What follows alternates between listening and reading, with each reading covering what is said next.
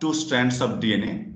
Now, if you see this like strand backbone itself, they are nothing but sugar phosphate, repeat. And from sugar, those nucleotides are protruding.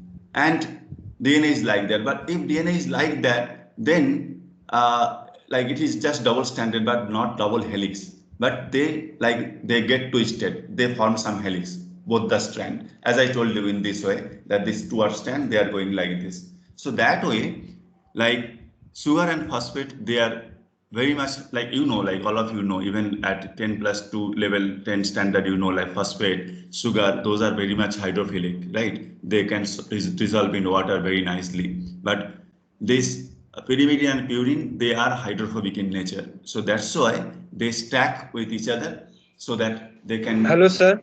Yeah. Can you say once again what you told in last 2 minutes? Because someone removed me.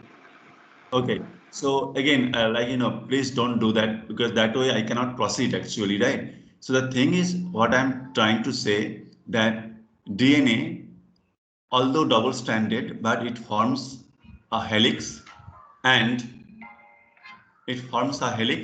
and sugar phosphate, that is very much hydrophilic, and the inside, whatever the bases are stacked, right, that means nitrogenous bases, those are hydrophobic. And that's why if it forms helix, so that is more stable form of DNA, right? So they can stay together and they are happy in aqueous solution. That is all. So now I should I will present today's discussion now. Okay.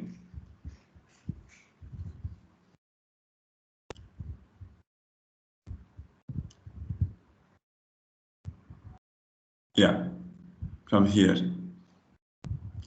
Just I would suggest to all of you, please listen properly so that this will be like easy for you to understand, and that don't remove each other, so that way it will just create more problem. So DNA replication, that means how you get DNA from another DNA molecule, right? So you know that DNA is double stranded, so your job is to do like plus. So this is DNA replication in this context, right? So whatever this molecule was present here, you make just identical to DNA molecule. That is DNA replication, what we are, like meaning here. Now, in this case, just two papers I mentioned here. You don't need to read it later. Just what I want to mention here, like sometimes some scientific community, they debate that what are the most important discoveries almost in last, I would say, 100 years. Like there are many big discovery, many Nobel Prize, like always it is not true that Nobel Prize mean that is the greatest discovery, not like that. But many scientific community, they believe that these two are the major discovery during, last like 100 years almost, that the determination of DNA double helix structure, whatever I explained you during last class by Watson and Crick, because that revolutionized this field, the DNA, genetic engineering, genetics, right? So as a result of that, it has huge implication in biomedical science. As well as this one is more like familiar to you, that the discovery of high temperature superconductor. So this is IBM researchers, they actually did it in 1986. And right after 1 year, just next year, they got Nobel Prize for this. But you understand that if you do something in biology here in 1953, but they got Nobel Prize much later, because people needs to understand and appreciate, then they got Nobel Prize. But whatever it is, this is just, I wanted to tell that the discovery of double helix structure was very important during that time, and that work was published in this paper. So whatever you can see here, this paper is pasted here, not just you have to read it, but just I wanted to show you that this was a small paper, like in big journal like Nature, but the paper was very small, that discuss about the DNA structure Not only about DNA structure, they mentioned in that paper itself, the last paragraph, that they proposed how DNA can be replicated.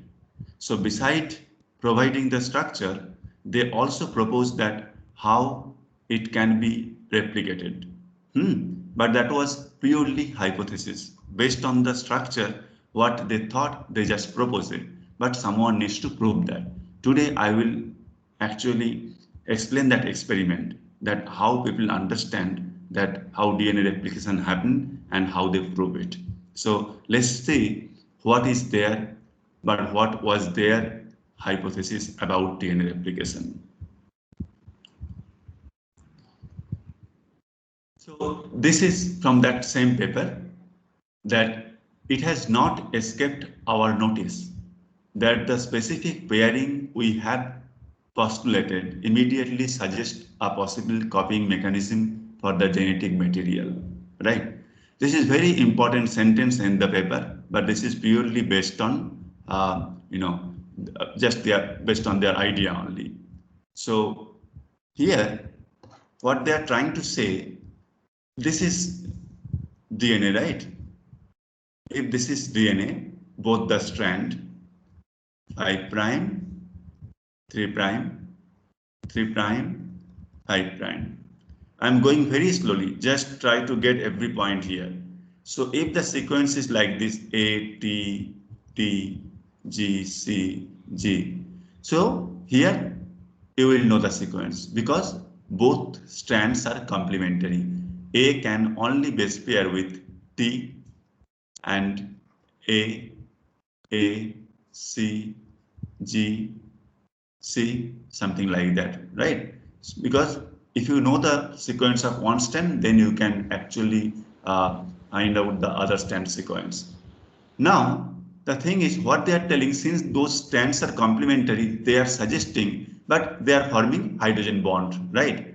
So as a result of that, what I draw here, you shouldn't draw in this way. By mistake, I draw in this way, but you should write. I think you understand what I'm going to say now. You should write this way, A, T, T, G, C, G. So those are the base, so that they can form hydrogen bond here, right? G, C, triple hydrogen bond. Yeah, something like that. But now they are proposing that because of complementary nature, if somehow we can separate these two strands, right? Separate these two strands here. So 5 prime, 3 prime, 3 prime, 5 prime. And you have the sequence here A, T, T, G, C, G, whatever I written here. Similarly here T, A, C, G, C. If you can separate that, then in our body we might have some machineries that can make the new strand. So the new strand will be synthesized like this. Okay. So again, while this strand is being synthesized, again G will only base pair with C. So one C will come here. Here you have C. So one G, C, A, T. Similarly here, what will happen? So another strand will be synthesized here. This is 5 prime to 3 prime because last time I told you DNA only can go 5 prime to 3 prime direction, but I will explain in more details a little bit later. So now while this is being synthesized, this will be A, T, T, G, C, C. Now see this DNA molecule here, right? This one. You have just one DNA molecule. You have like 1 plus 1. You have two DNA molecules and both are exactly similar. So Watson and Crick, they proposed that because of this complementary nature, DNA can be synthesized in this way. And this is called semi-conservative. So remember this term, I will explain now, semi-conservative mode of replication. So at that time, there were many different types of theories, but Semi-conservative means you can see from one DNA, you have now two DNA. In these two DNA, one strand is old and one strand is new. 50% old, 50% new. That's why semi-conserved, like not fully conserved. If in some way you can, like, at the same time, some scientists propose that from this DNA, you might get like one DNA molecule here and another DNA molecule here, right? They are same, but this both the strands are old strand and here both strands are new strand. This should be conservative. That means all two strands are together and two new strands are together. But this is not the case. This is wrong. Okay, this is wrong. This is the correct one. The semi-conservative mode of replication proposed by Watson and Crick here.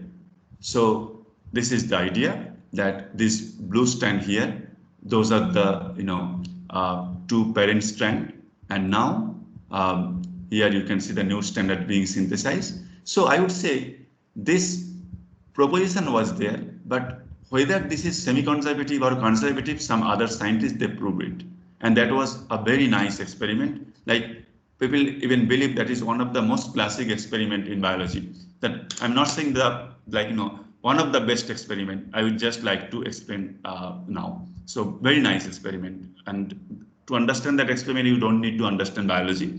I will explain so that it will be fine. So until now, if you have any problem, quickly tell me so that I can address and go to the next experiment.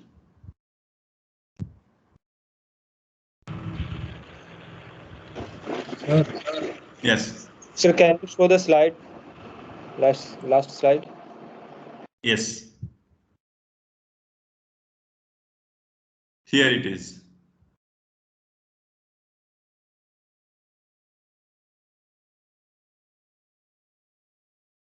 Hello, sir. Yes. Sir, what exactly breaks the hydrogen bonds during replication of DNA? Yeah. I will tell you that. So those details I will actually today discuss. Okay. So let me go through it. So all those details you will get it. And Yeah. also, sir, the new That's why you just tell me some hydrogen. question. I will keep it in my mind and I will discuss. Yeah. So I got that question that how hydrogen bond will be broken. Yeah. Then. Sir, and when one strand breaks up, and then where the new nucleotides come to form the other part of the strand, like in the single strand when it. Yeah, all those things I will explain and I will show you video also, like one good video is there. But this is just, I'm creating the, I would say I'm like, preparing the problem that how you can like, so that you can appreciate it actually. So whatever I told, the mechanism that two strand will be separated, right? But during last class, if you can remember, I told you that you can separate DNA strand in very high temperature. But our body temperature is ambient temperature. How it can happen in our body? That is one another big question, right? So I will address that. So in like whatever you ask, so I have those in my mind. So I will also explain those things. So let me move on to the classic experiment that prove that DNA replication is semi-conservative. Whatever I explained right now, that one strand is new and one strand is old. That way DNA can be synthesized. So here the experiment, I will completely use this whiteboard and you should pay proper attention here. First of all, I should little bit tell about E. coli so that will help you to understand the thing. So E. coli is bacteria, right? It's like, very common bacteria we use in lab. This is kind of model organism because there are many bacteria, but we are very much aware about this bacteria, like whole genetics and whatever it does, everything we know. And this is laboratory strain, whatever we have. So it will not cause any disease. This is some kind of laboratory strain.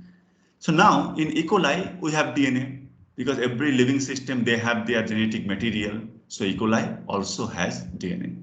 But remember, E. coli DNA, we have just one DNA molecule. Okay. In our body, in our cell, we have many DNA molecule, but in E. coli, it has just one DNA molecule, and also that DNA is circular. Double-stranded, right-handed, but circular DNA. In our cell, in human cell, we have linear DNA. In appropriate place, I will discuss in more details, but here just remember E. coli, they have just one DNA molecule per cell, and that DNA is double-stranded but circular DNA. Now, what happened in suitable environment? That means if you are giving proper food, proper environment, E. coli can double. That means from one E. coli, it can be doubled into two. Okay, this is DNA. I'm not showing double strand anymore. Two in just 20 minutes. Again, I'm telling you, in proper condition, E. coli can get doubled in just 20 minutes. So that will help you to understand this experiment. So what happened long time back, two scientists, they were trying to probe, or they were trying to understand how DNA replication happened. So their name, so their this experiment is also called Michelson and Stahl experiment. Michelson and Stahl experiment. Those two are scientists, Michelson and Stahl. So what they did, E. coli, so they have E. coli. So they were growing this E. coli in some, I would say, in some flask. Okay, they are growing those E. coli in some flask. E. coli is bacteria, so in one flask you can have like billions of E. coli. That is not a problem. They are growing this E. coli in flask. How? Overnight. That means throughout the night. What I mean to say that for a long time they are growing E. coli in this flask. But remember, like they use in the media, so media means whatever the solution present here that contain bacterial food, that is called media here. I will tell media. So that contain food for bacteria and all other materials present. But they have provided this media food where you don't have N14. Instead of N14, you have N15. That means heavy nitrogen. So they prepared the media in such a way that contain N15 instead of N14, right? Intentionally. Now, like if you just think that they started this culture, they started growing E. coli just from few cell, one or two cell, and every 20 minutes they get double. So as a result of that, after overnight culture, that means after 16 hours, you have like millions of cells. But all those cells actually replicated. That means from one cell, when you are getting two cells, DNA replication happen. From 2 to 4, right? Again, DNA replication happen. So DNA replication means DNA synthesis. And in DNA, those like nitrogenous bases, right? I'm always telling you that nitrogenous bases, that means ATGC, that contain nitrogen atom. And in this case, you had nitrogen, that is heavy nitrogen, N15. So as a result of that, this DNA, whenever synthesized, it incorporated this heavy nitrogen, and this DNA will be heavy, right? This DNA will be heavy than the normal DNA because all nitrogens are heavy nitrogen, like N15. So let's see what they actually did after that. So then, like, sorry, what happened? Presenting something.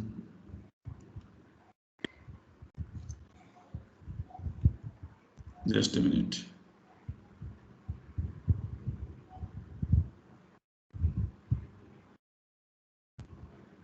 Okay.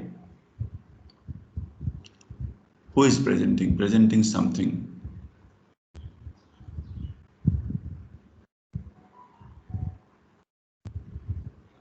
Oh, this is mine.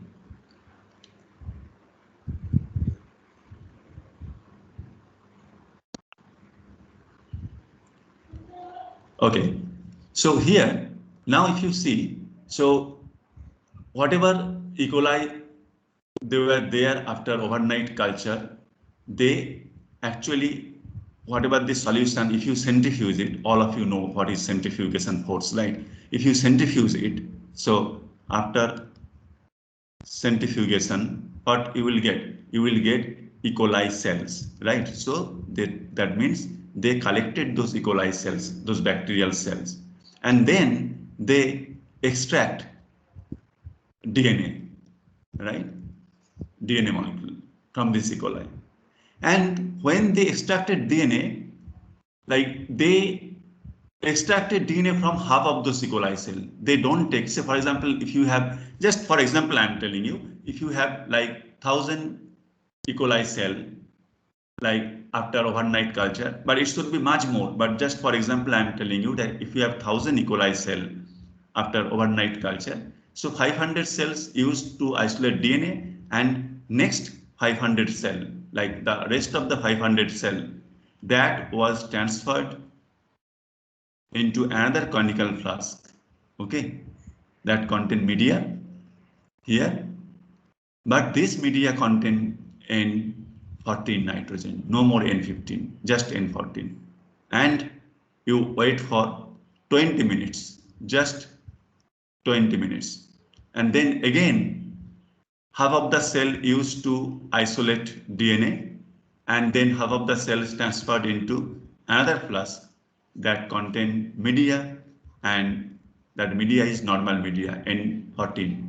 Again, you use half of the cell and extract DNA, and then again you transfer, like 20 minutes. So again wait 20 minutes and do the same thing. You don't need to go more than that. By this time you will get the conclusion. So now I would like to tell you what they did.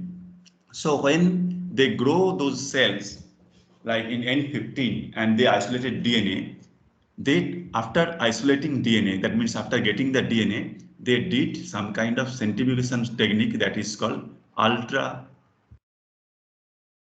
centrifugation. Ultra centrifugation. And on some density gradient, ultra density gradient ultra centrifugation. So what is centrifugation? All of you know, right? So if you have, I would say, if you have like tube, sorry, if you have tube like this, and in this tube you have solution, right? And in solution you have different types of molecules like heavy weight, small weight. And now if you put this tube in some centrifugal force in this direction, so that heavier particle will get settled at the bottom, then little bit less heavy, and then less heavy and light thing will be here. It's because of centrifugal force. But in this experiment, what they did, they made some kind of density gradient in this tube. They used cesium chloride, but you can use something else. Nowadays in lab we use something else also. But Mesenson and Stahl, during that time, they use cesium chloride density gradient. That means in this tube, you have more cesium chloride concentration here, and you have less cesium chloride concentration here. Like you have more cesium chloride here and less cesium chloride here. This is kind of gradient, cesium chloride gradient. All things are new. Whatever I am discussing, go very slowly so that you can understand. So now in this cesium chloride gradient, what they did, they loaded the DNA which they extracted from bacteria which were grown in N15 media overnight. So they loaded this DNA here and they did centrifugation, right? Similarly, after that, like half of the cells were transferred into normal media, and then again that DNA was extracted and that has also been loaded into another tube. Okay, same tube, like exactly similar tube, same cesium chloride gradient is there, like exactly similar gradient there. So they loaded it here. And then the next one also they loaded it in the third tube.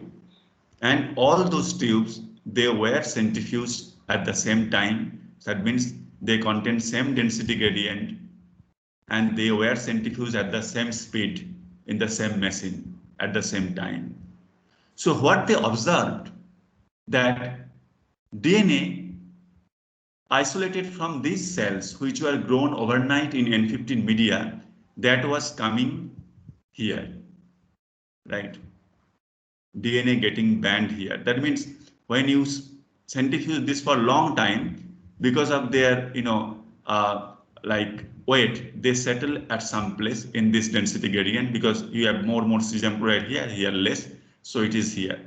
So now, after like when they transfer into next flask and 20 minutes later, when they, so they transferred it and they wait for 20 minutes and then they collected DNA. So then they again run this in this tube, and do you know where they should get the DNA here? If someone of you can actually suggest me, then I will explain. But Slightly above. Bit above. Yes, Slightly sir, above. slightly okay, above so as far and as not you in the. told, I am writing here. So as far as your like whatever you told, I am drawing here. Okay, here I am mentioning. Okay, and this is the centrifugal force here. So fine, you are right actually. Whatever you told, the answer is right. Then in this tube, what will happen? Can you tell me? Just one of you, just please unmute and tell. Sir, Why? even higher. Even above. Even above here. Yes, sir. No. So here the thing is coming. So in this case, what happened in the next tube, the result will be something like this. So you will get exactly one band here. So with green color I was drawing here, right? And another band that is here. Okay. And in the next tube, if you do another round of experiment, what you are going to get here, the next step, you will get something like this. I'm showing you here. So you will get this same position, whatever the green position is there, it will be in the same position of the tube. And then only thing you will see that the lighter DNA is even getting like, you will get more and more DNA in this position. So I would like to tell you that when we did the experiment, we did together. So this is the position of this heavy DNA here. And then this is, somewhere here, since tubes are not drawn in the same place, and this is here. So what happened, I will tell you. So I think that many of you already get the point, otherwise you couldn't have answered this thing. So the thing is, when the DNA, like, was being synthesized in presence of N15, so imagine that all DNA now they contain heavy nitrogen. So this is your heavy DNA. Okay, just I'm showing you one molecule here, heavy DNA. So after one round of replication, why I'm telling one round of replication, because I allowed that 20 minutes, and I told you that in 20 minutes it will get double. So after 20 minutes, what happened? This DNA become like this. One strand is new synthesized here. Okay. See, so as a result of that one strand is old, the red strand here, and the green strand is new. The red is old and new here, the green. That means here the DNA is hybrid. One strand like heavy nitrogen containing DNA and the other strand is light nitrogen. So you don't have just one molecule, you have multiple molecules. So they together, they provide you this band, which is neither heavy nor the completely light. They have the hybrid, one old strand, one new strand. That means one heavy strand and one lighter strand. In the next round of replication, what will happen? See, so again you will get this, and then you will get this, and the green strand will be used like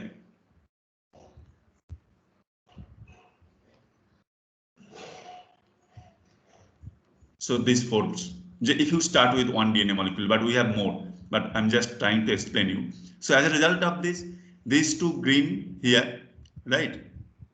So sorry for this color code. This is getting a little bit difficult. So these two here, those are completely new, lighter strand. So they should come here. And again, this one and this one, they are hybrid. They are giving band here. So as a result of that, you are getting like here, I would say whatever DNA molecule present here, 100% will be heavy. Here, 100% will be hybrid because of this. And here, how much will be the percentage between these two bands? Tell me quickly. 50-50. Very good. 50-50. Yeah. 50%, sir. Half. 50%. So that explains clearly that DNA replication is semi-conservative. Whatever I explain, I think it will be sufficient. Even in the slide, everything you have, I will show you right now. If you have any problem, just read any book. You don't have book. Even just I would say just in Google, just type Messerson style experiment, you will get everything. So here is the experiment that bacteria, they were grown in N15 media so that their DNA is now leveled with N15, so they are heavy DNA. And if you grow bacteria in N14 and they contain the lighter DNA. So now, whatever experiment I told you, this is the cesium chloride density gradient, the plus minus, don't confuse. Like long time back, one student told that DNA is moving from negative to positive side because DNA is negatively charged. No, here negative positive means the density. Positive means more density of cesium chloride and minus means less density of cesium chloride. So when you put this DNA molecule in this tube and centrifuge it, the heavy DNA will come further, right? And in another tube, you cannot load all those DNA in the same tube. In the another tube, you have to load the DNA coming from the next generation after 20 minutes. Then you will get 100% hybrid DNA. Then next one, 50% hybrid, 50% lighter. So that way it will grow. And that suggests this kind of replication mechanism that both stand here, you can see original or parent molecule.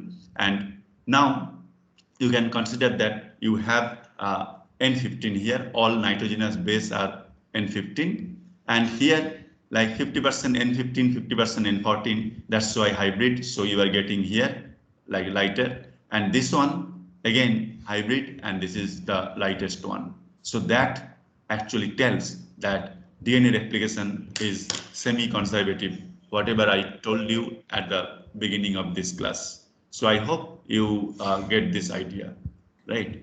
Excuse me, sir. Yes, tell Sir, me. but means in 20 minutes the E. coli doubles. So means how is 100% of N14 used for replication? I mean, if it takes it from nutrition, then all of the N14 should not be used. No, means some part of should only like major part of it should be used N14, not all.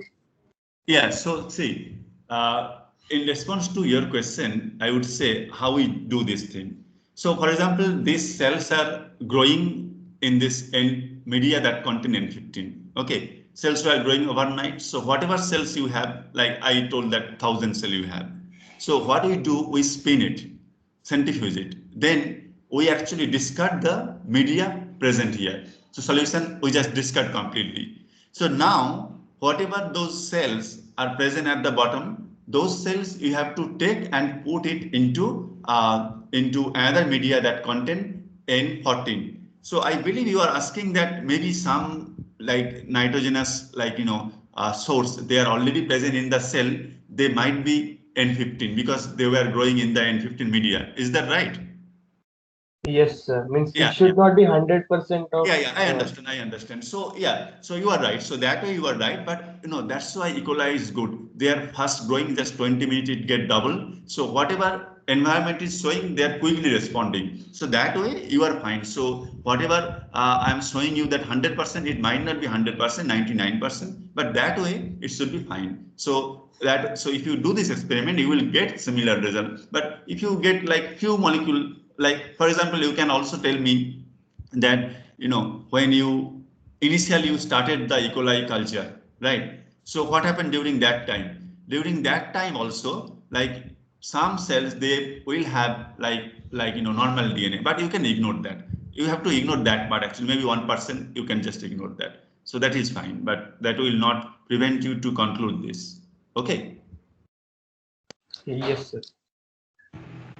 Sir, what is the use of CSCl?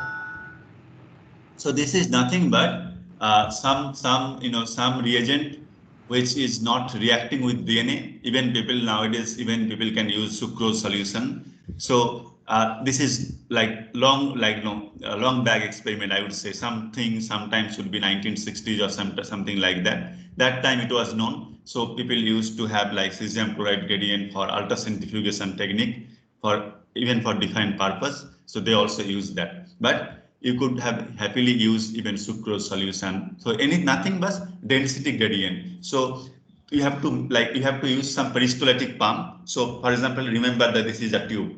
So ultracentrifugation tube should be like diameter should be much less and narrow and long.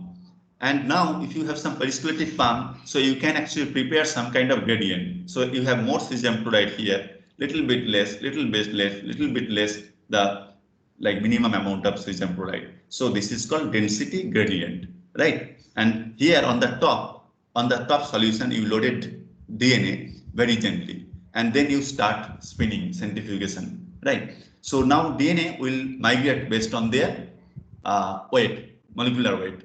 And now the question is coming whether you have the heavy nitrogen or the light nitrogen. But this is, I'm just telling about DNA, but this is true for any centrifugation technique when you are doing like, density gradient or even normal centrifugation. So I hope it is clear. So, yeah. Sir, is DNA used to make density difference in solution? Is cesium chloride? No, fluoride is inert. It will not like create any problem to DNA. Okay, it should be fine. Like cesium chloride, that's why they use cesium chloride. And I told you that even now, if you ask me to do this experiment, even I will not use cesium chloride. Even people nowadays they do like a lot of sucrose gradients, much less. I would say less costly sucrose. Like it should be molecular biology grade. That means like in the sucrose, if you have a lot of other stuff that will clip DNA, like some contamination. So it should be like this molecular biology or biochemistry grade reagent means kind of pure, 99.99% pure, so that you can use that for this purpose. Okay. So now coming into the discussion again. So here that I told just that DNA replication is semi-conservative based on this Messerschmitt and Stahl experiment. Why semi-conservative? I told you that one strand is parent strand and one strand is new strand. That's why semi-conservative. Now let's see one like the next interesting part, that how this replication happen inside our body, inside our cell. This is huge implication. So you need to understand this process. Why I'm telling you? Because during replication also like various error, like not always happen, but sometimes some mistake happen. So in order to understand that, you should first understand how this really application happen. And also nowadays in modern technology, say for example, even like for your COVID test, they do RT-PCR. That PCR means, do you know what is PCR? The polymerase chain reaction. Yeah, so I will discuss polymer chain reaction if I get time today, otherwise next week. So in details actually how you can do the PCR. This is a very simple experiment we do in our lab almost every day, like our research scholars. So how you can synthesize DNA inside tube. Okay, but before that, first I will concentrate how it is getting synthesized inside our body, inside our cell. Then I will come into how we can synthesize in DNA, in tube. Hello, sir. Yes. Sir, when we extract DNA from E. coli, does E. coli becomes dead? Uh, I didn't get the last part. So when we are extracting DNA from E. coli, then The E. coli dies or not? yeah, E. coli will die. Yeah. So you have to like lyse E. coli cell. Yeah. So yeah, so I understand that you don't have practical experience, and I missed that point. So you have to like that's the 50% E. coli cell we took and we extracted DNA. So those cells are died, and then other 50% we use for the next, like we are moving into in the next tube or next class. Okay. So now coming into here, the replication, the basic concept. So if you read any textbook, you will get, like at least like 50 pages, 100 pages about DNA replication. So even I would suggest to don't try that much. It should be fine. Just try to understand the basic concept. That should be fine. So Arthur Kornberg, he was a chemist. So he got Nobel Prize for contributing this the understanding DNA replication. In 1959, he got the Nobel Prize. So he, like I would say, almost alone actually discovered the mechanism of DNA synthesis, and he worked with E. coli. E. coli is the model organism, as I told you, because it's kind of non-pathogenic bacteria, and we know very a lot of things about E. coli. So that's why it is very useful. So from his experiment, what he understood that you know four components, or like I would say few components, are required in order to carry out replication, right? So what are the four components? Even you can tell me actually if I ask you. So say for example, if you have one DNA molecule and you need to make it like two, that means you have to carry out replication, whether inside the cell or outside the cell, that doesn't matter right now. So what are the raw ingredients you need? The first thing, tell me what is the raw ingredient here in order to make Medium. huh? Enzymes. Medium. Okay, so enzyme is fine, and then Medium. Complementary. no, medium is E. coli is growing, that's why, but medium is food, so that is true. But medium contains something. So the first thing I would say, definitely some student The already told that. culture. Huh? Sir, heat, sir.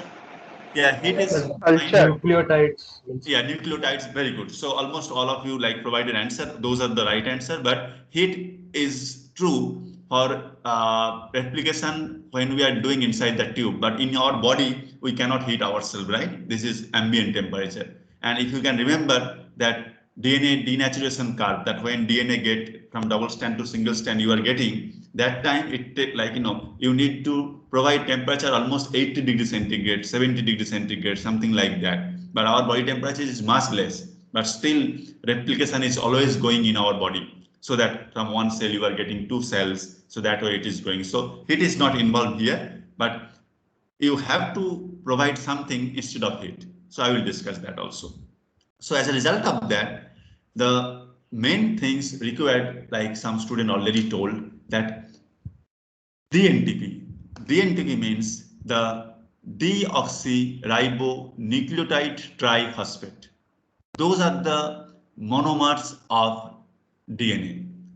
Deoxyribonucleotide triphosphate. So it can be A, T, G, C. So we are here like the full name, like fully mentioning here that deoxyadenosine triphosphate. So just I'm mentioning ATGC here. So DNTP means they have like in one nucleotide you have the sugar, you have the nitrogenous base, whether A, T, G, C, that depends, and 3-phosphate. So then it is triphosphate, right? This is the raw material. Then none of you actually told, I believe, that in order to replicate, you need the DNA template, because I told you that here you are just copying the information. What is the information? The particular order of nucleotide sequence. Like it's written, like we only have 4 nucleotides, but those combination, that is must, that is important, and that provide you the functional outcome in our body. Over the last next 2-3 classes, you will understand what I'm trying to say right now, that you have information in the form of nucleotide sequence, but finally when you will decode, you will get some product, that is protein, that is functional molecule. And whoever student present here, just 133 students present here, if you are here, you are maintaining this number, I will tell you, you will be like very much clear about the whole process soon. So now what happened here? So you are providing the DNA template, so that from that DNA template you can make more and more template, right? That is replication. And few students already mentioned that enzyme is required. Yes, that enzyme is called DNA polymerase. So polymerase means it helps to form the polymer. That's why polymerase.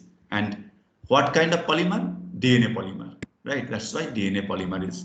And also inside the bracket, I mentioned that Kornberg enzyme, because he was, he purified this enzyme. He was like using this enzyme. So this is also called Kornberg enzyme. If you forget this Kornberg enzyme name, nothing will happen. But remember DNA polymerase. And the fourth one, that is unpredictable. You might not provide answer because 1, 2, 3, it is predicted. You should answer. But number 4, it is difficult to say. That magnesium ion. So magnesium ion is required, but that is because of, this is enzyme, DNA polymerase, and some enzyme needs some metal ion, some cofactor. So for DNA polymerase, magnesium is must for its catalytic activity. If you don't add magnesium in the tube when you are doing PCR, like when you are doing replication inside the tube, so no magnesium, no replication. So DNA polymerase need magnesium ion. That's all, right? So replication, we say replication when it is happening inside the cell, and when we do replication inside the tube, that is called polymerase chain reaction. Okay, so I will discuss that in details.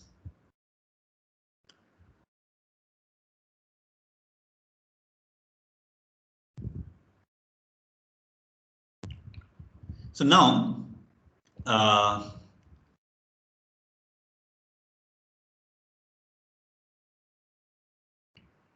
now the more interesting part is coming, but at the same time, I would say the mechanism of replication is one of the most complicated topic what we discuss in this course. I would say in this, the science of living system course, this is one of the most complicated topic also, the mechanism of replication. So I will uh, explain in a very basic, I will just, clear the fundamental aspect of this, and let's see how you can get this point. So here, the polymerization of nucleotide triphosphate by DNA polymerase needs free 3' OH. So in order to, so I told you before that if you have double-stranded DNA like this, so somehow you unopen those 2 strands, right? Now you have to synthesize. So during last class, I repeatedly told you that 5', 3', this understanding is required. That means that 5' means here you have the phosphate group at this end, and 3' means here many nucleotides are present, and finally the end is done with one sugar, like one nucleotide, and the sugar is at the last position. And in the sugar, the 3' is OH. So here you can see 1', 2', 3'. This is the OH. And if it is RNA, then it should be OH also. Now forget about RNA. We are talking about DNA. So now, how you will extend this thing? So for example, the DNA will be started, it will start synthesizing in this direction, because again, it should go from 5' to 3'. So as a result of that, you should have one free OH group at 3' end. So what we are showing here, 3' OH group here. So as a result of that, this is some kind of nucleophilic reaction. So if you see, just here one existing DNA strand, right? Forget about this part, okay? That I told you already. So you have existing DNA strand. So here you have the nitrogenous base like adenosine, cytosine, thymine, and those are the sugar. And I repeatedly discussed that sugar, phosphate backbone, sugar, phosphate, and those are the phosphodiester bond. Now, this is the 5' end. Why 5' end? Because this small existing DNA strand, the 5' carbon of this sugar is engaged with the phosphate. You cannot add any nucleotide in this side, but here you have the free 3' OH. So what happened in ideal condition, when you have the enzyme, you have the nucleotide, this OH will start some nucleophilic attack. And the next nucleotide here, present here, what is the next nucleotide here? The guanosine, right? GTP, guanosine triphosphate.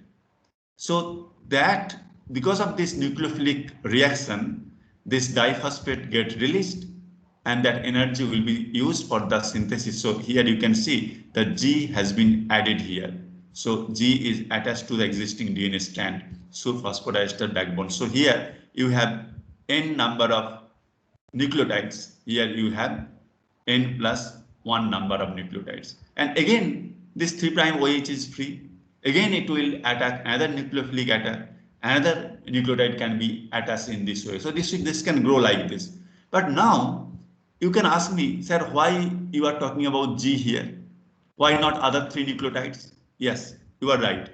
But here we are just explaining how the strand can be elongated, how it can be synthesized. But it is happening based on some template sequence. Another DNA molecule is present here. Like you need a template. So it has T here, G here, A here. So next nucleotide here is C in the template strand, in the parent strand. So as a result of that, when DNA polymerase is incorporating the next nucleotide residue here, we have all 4 options A, T, G, C in the vicinity of the reaction. Where the reaction is happening, all 4 nucleotides is present here. But DNA polymerase correctly choose this G residue or the guanosine and carry out this reaction. Why? Because then this G will form hydrogen bond with C. So that will be complementary. G can only base pair with C, but other nucleotide will not be selected in this place. And again, another nucleotide will be selected based on the sequence whatever present here. If it is A, so the next nucleotide will be added T here.